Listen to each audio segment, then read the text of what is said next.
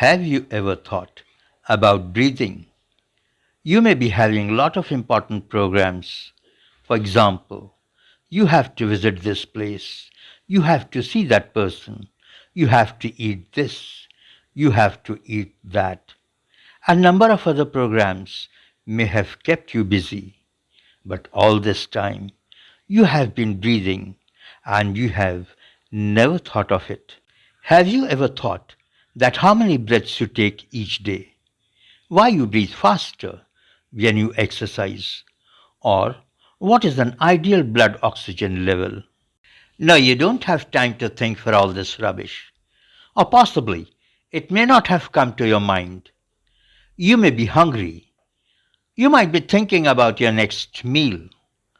Or you may be thinking about your next deal and how much money you are going to earn. There are things which we do every day, very unconsciously. For example, breathing.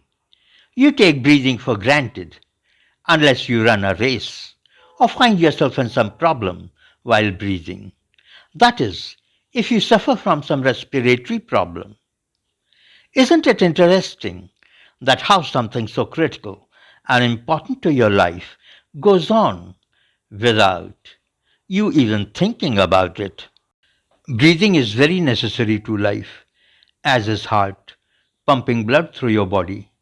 In fact, the necessity of breathing is closely linked to the blood pumping through your vessels.